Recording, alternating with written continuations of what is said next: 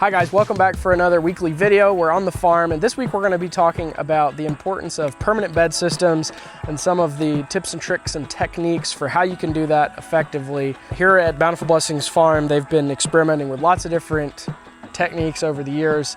So Dad's going to talk about which ones work and which ones don't. So let's get started. Okay, well, on an earlier video, we showed that we were experimenting with these survey whiskers, I think they're called, something like that. Just a stake with these plastic things on the top. We thought maybe, I had read about it in Growing for Market, that this was going to solve our issues of getting hung up on stakes and so on. Row covers and stuff like that, yeah, getting hung up. Yeah, tearing row covers and so on. But from our experience over the summer, we've decided they're not it.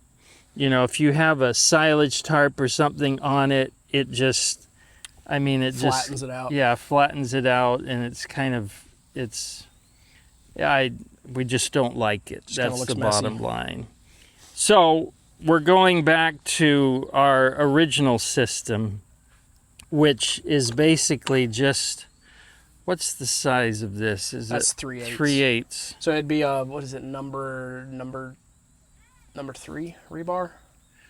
3/8 inch rebar, No, and these are, it's like a number 7 rebar, I think. I don't know. These are, I think, 18 inches. I don't know. That looks more like 2 feet. But anyway, this is stuff we had from way back when we used to use quick hoops out of electrical PVC conduit. So just, you know, pieces of rebar, and then cut. We're using electrical conduit just because we have tons of it, and you're just pounding them in. So you would measure out, like if you're laying this out, you're going to mark the corner of your pad and measure everything. Yeah. Pathways, beds. 30-inch beds we're doing 12-inch pathways. But the problem we were having, and I don't know why it took us so long to figure out what we needed to do, you know, we had these too tall. So we had them like, you know, 6 or 8 inches. Then you slide this over, because, you know, this is like the punji sticks that they used, the North Vietnamese used to impale people on. And so you got to cover it with something. So we were using this over it, but then this falls down, so you still end up having something really sharp there. So we finally ended up getting caps, PVC caps, and that works good, but we were still having issues with them, you know, getting caught and coming off, and row cover tearing on them.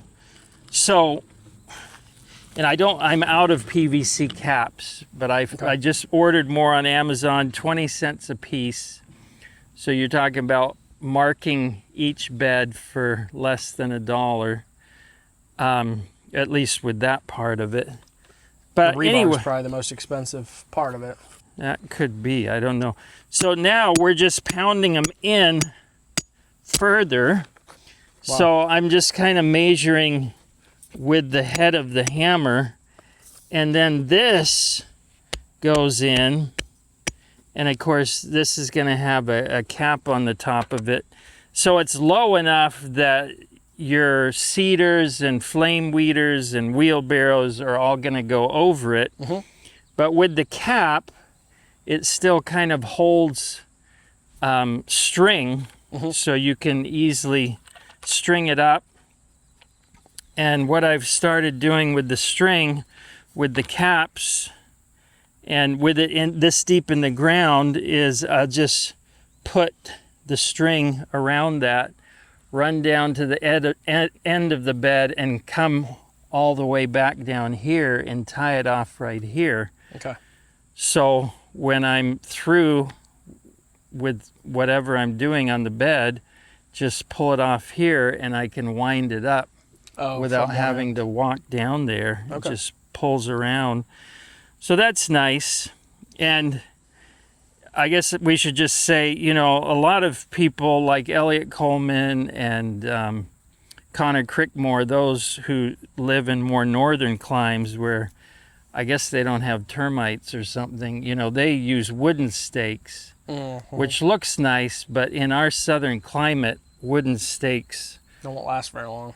are not going to last very long, so you're having to replace them every year or two. That's a waste. So the point is with this, it's pretty permanent.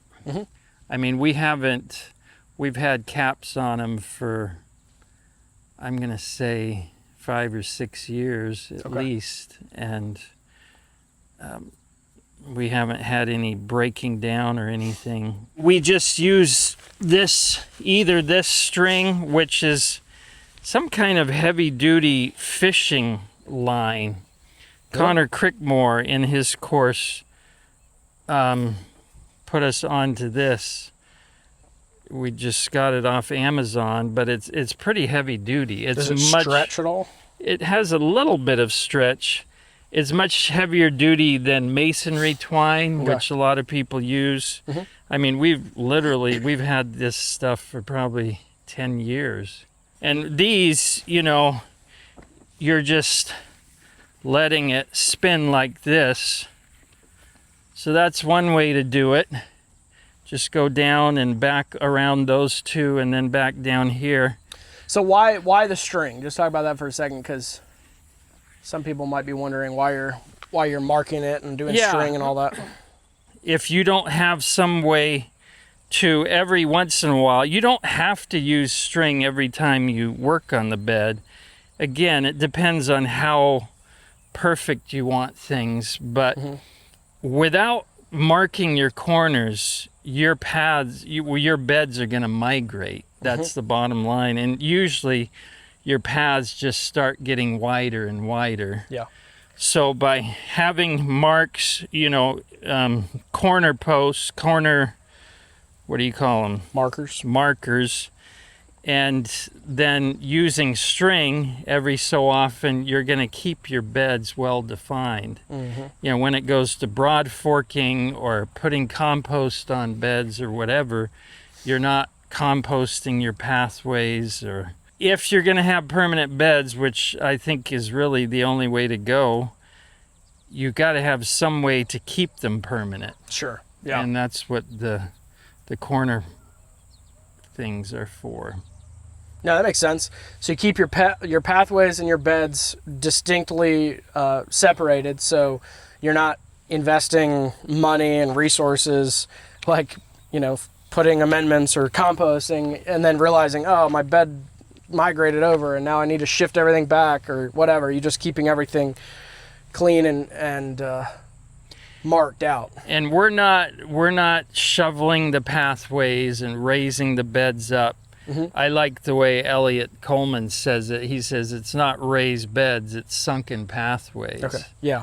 So I mean, it's a little bit lower in the path, but that's just because it's compacted. Yeah. But exactly. The bed, you're just broad forking periodically or whatever, and it just stays looser and yeah.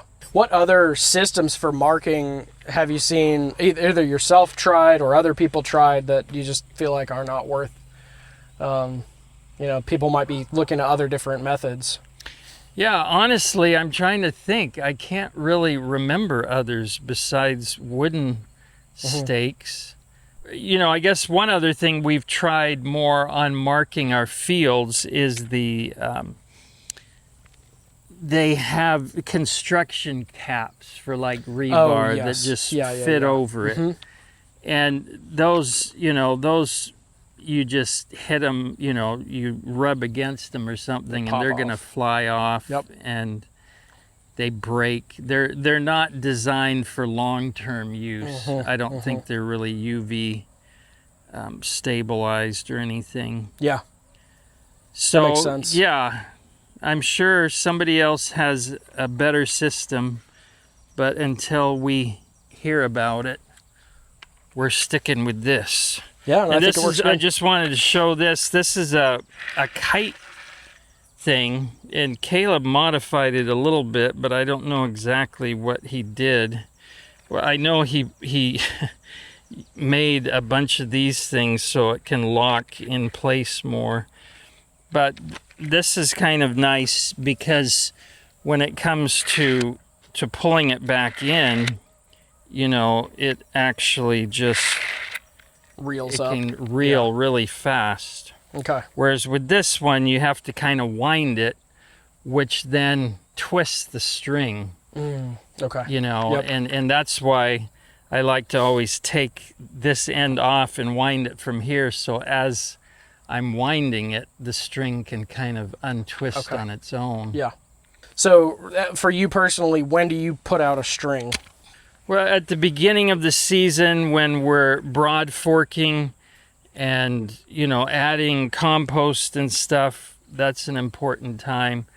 And then the other time for me would be like if I'm doing, you know, the JP3 seeding, and you're wanting to make sure you've got space between your middle beds because you're going down and back. You know, if you just eyeball that, many times you're going to be really tight on those two inner ones. So you'll run the string and then just follow the string on one side and follow the string on the other side just to get it precise. Yeah. What about when you're bed raking or, I mean, I guess that's the same time when you're prepping and putting amendments and... Yeah, so in the spring, you know, at least once a year, I would say, that's what I would say would be a minimum. Once a year, string the beds and make sure they haven't moved too much on you. Yeah. I think in the long run, it's going to be cheaper and easier because, you know, if you don't mark your beds, then every season I would think that they're having to measure out the whole pad and kind of make sure they're not getting too far off. But, you know, this is a lot of work at the first time, but then after that, the work's done. Sure. So if you've wanted to do permanent bed marking, or maybe you've experimented with some different stuff, hopefully this has been helpful, giving you some pointers on how to mark beds and why to mark beds and all that good stuff. So Dad was saying a minute ago that they've been experimenting with some new techniques for the silage tarp. So we're going to just take a second to show you guys that. You know, the whole point of these videos is just to try to give you kind of a real behind the scenes look in day in life of a operating farm. So they're constantly trying new things. So tell us about what you've been doing with the silage tarps. Yeah, I'm not going to say it's anything revolutionary, but sure, I think this is a good example behind us here. So we've talked in previous videos about how we do a one-time bean harvest, which is actually going on right now. We've got our model over there harvesting beans. So we seed 2 beds per week. So one pad is 4 weeks worth of seeding, but then we're harvesting 2 beds per week. And, you know, in the past, we would kind of just leave these beds empty while we're emptying the rest of the pad. And by the time we're done here, a month later, these have a lot of weeds and stuff growing up in them. Yeah. So what we're doing now, we've left the green beans under there. You know, we pull them up as we go, but we've left the plants under there, not thinking that they're going to totally break down, but at least the leaves and stuff will break down. And then just covering beds as they're emptied. Yeah. And so you don't just have this bare soil that's getting dried out or, you know, getting covered with weeds. And we're doing the same thing. Well, this is another green bean pad, but this is being seeded. So, you know, this was direct seeded stuff here. Okay. And as we harvested the direct seeded stuff, we started covering it with silage tarp. And then, you know, we started uncovering ones that, you know, stuff like arugula in the summer, you know, in a week, it's pretty much totally broken down. Yeah. So you know, we still have a few radishes over that side that we're harvesting, but in the meantime, we're clearing the beds by using the silage tarp and then Immediately replanting. planting. Yeah. Okay. Yeah. So Cool. basically just using, you know, folding it over, obviously. Right. So this is doubled over right now, but using it for just any time where we don't have a full bed of product at the moment. You'll just pull it over that one bed. Yeah, and you know, it saves a lot of pulling out of old stuff, and you know, just let the silage tarps do the work. Yeah. That's great. Yeah, I mean, And I think that makes sense. and then we have another one, well, a couple more over here that I'd like to just show.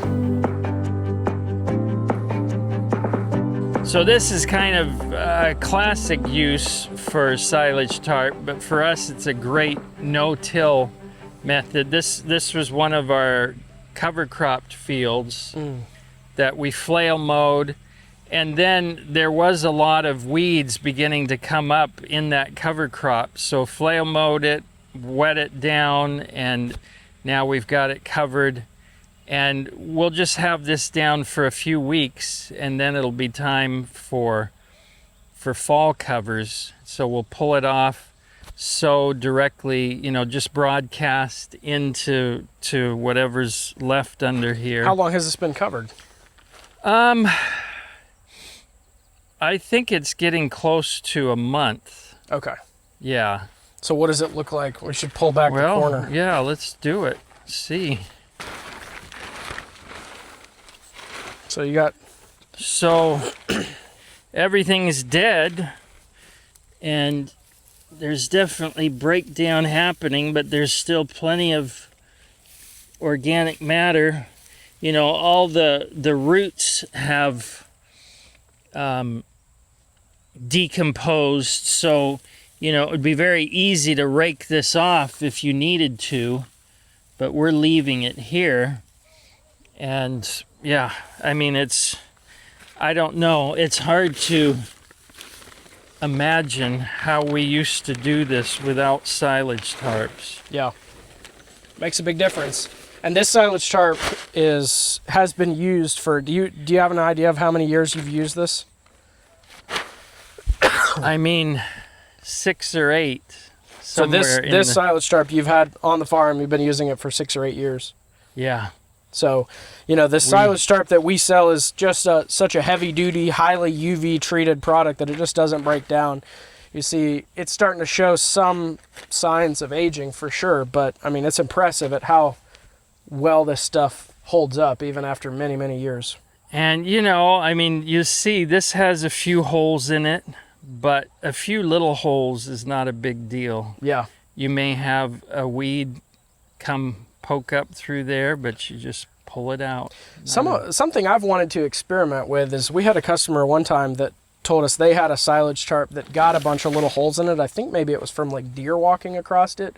And they said that they later realized that that was one of their favorite ones because it let the water through. And then that water, you know, penetrating through was, you know, helping things to kind of break down faster. So they were almost saying that, I think they may have even experimented later with taking like some, you know, boards or something with nails and just poking little holes in it all the way through, because a tiny little hole, the weeds won't grow through it, but it lets the water through. So I think it would be interesting to do some comparisons about that. Maybe you need to offer perforated. I mean, I don't know, or if it's just something silage where, tarp. you know, you could add a few holes here and there just to let some of the water through. I've never experimented with it, but that was feedback that we got, and I thought it was interesting. That's interesting, yeah. So let's come over and just show this one last application. So this is an application that we really like for carrot bed preparation. So this is our fall carrot beds here. But there's nothing planted. We've just got them all prepared to plant. And then we irrigate and encourage the weeds to germinate. So it's a version of the stale seed bed, if people know about that. So encourage the weeds to germinate, and then we've got our silage tarp waiting up here. We'll just cover it, Yep. kill those young germinated weeds. And we've already done that once, so this is the second flush. There's not a whole lot of weeds here, but there's a few. Okay. So we'll cover this back up in a day or two and let it sit for another week. We like to plant our fall carrots the last week of August. Okay. So, you know, we'll cover it for another week or so, and then you're seeding into a clean bed, and then, you know, you can still do the flame weeder after that. Mm-hmm. You know, a few days into it. You know, usually this time of year, carrots are roughly 5 days to germination. So, you know, 4 days in or something, you can run over with it with the flame weeder. But Okay. But the silage tarp does most of the work of weeding, and so then you have a carrot pad with very, very few weeds to deal with. That's great. So prep the beds, water it, encourage the germination of weeds, then cover it, kill them, do that a couple times if you have the time for it. Ideally. And then plant. Yeah. And then that, yeah. So that's like an easier way to get a stale seed bed, it seems like. Yeah. And it's worked really well for us in the past. Yeah. That's cool. So there's a lot of different ways you can use the silage tarp to lessen your work on the farm, and there's always plenty to do, so anything we can do to lessen work is a good thing. All right, well, I hope you found that video helpful. If you have questions, drop them down in the comments. And if you're not subscribed to the channel, please do that. It helps us grow the channel and helps us know that you're interested in this content. So drop your comments down below, and until next time, happy growing.